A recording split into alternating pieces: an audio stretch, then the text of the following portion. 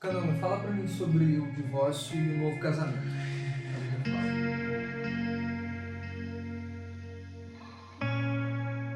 Então, esse é um tema que eu tenho estudado muito atualmente. Muitas pessoas estão me perguntando sobre isso no Instagram. Muita gente está querendo saber. Os principais textos bíblicos que falam sobre divórcio, novo casamento no Novo Testamento, é Mateus 19, de 1 a 12, e 1 Coríntios 7, de 10 a 16. Um na perspectiva de Cristo e um na perspectiva de Paulo. São dois textos que se complementam.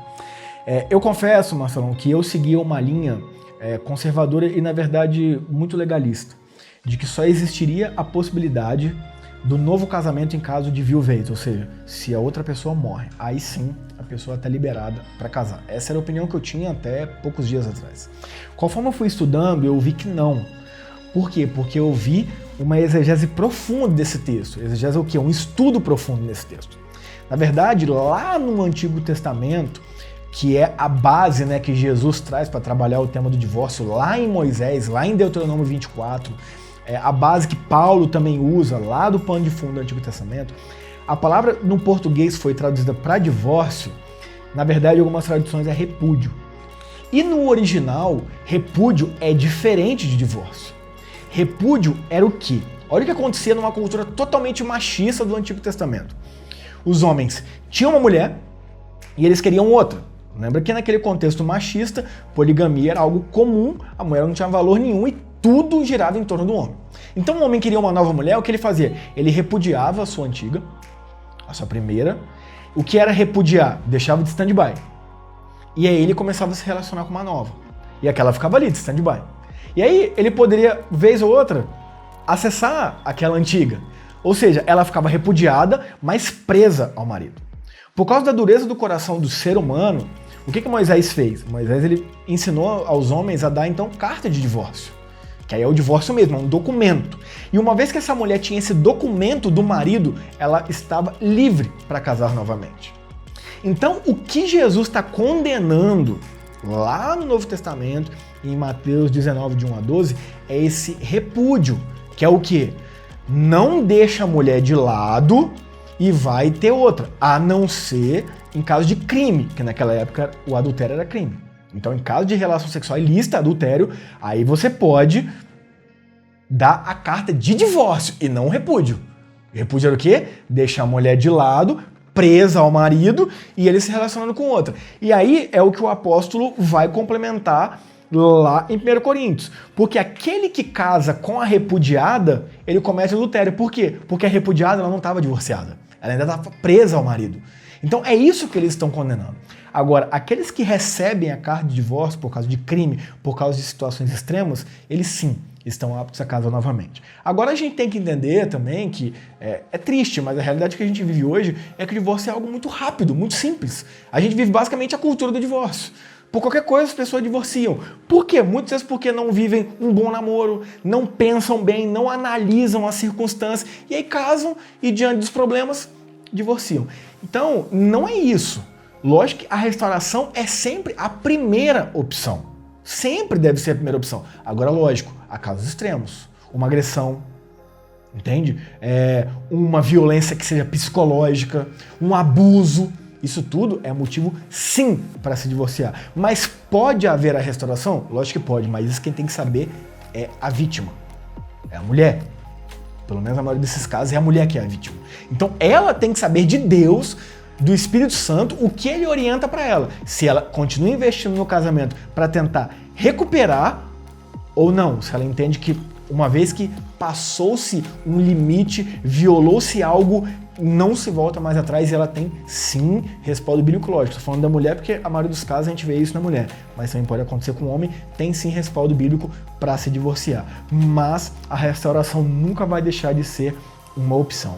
Então, sim, biblicamente falando, há respaldo bíblico para o divórcio e para um novo casamento em situações extremas. Eu não vou restringir apenas ao caso de adultério, porque naquela época em que esse texto foi escrito, o adultério era um crime, punível de morte.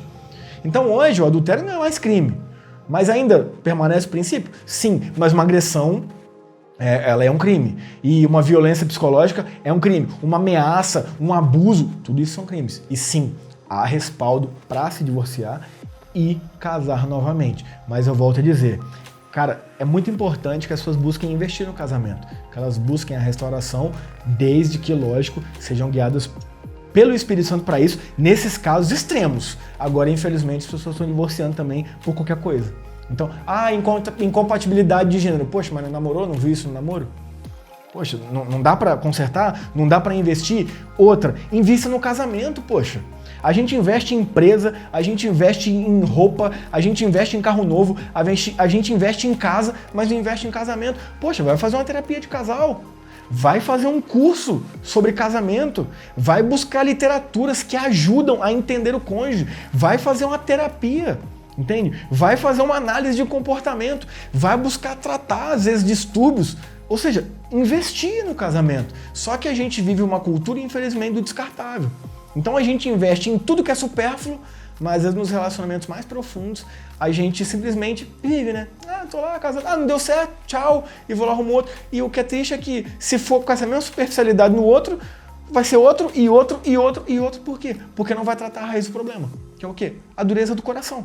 É o que Jesus falou, quando ele foi ali, né, confrontado pelos fariseus, dizendo, não, é para divorciar ou não é? Jesus falou, não, o ideal é que não se divorcie, é que vivam como Deus criou, homem e mulher, eles se unem e que homem não separa que Deus uniu.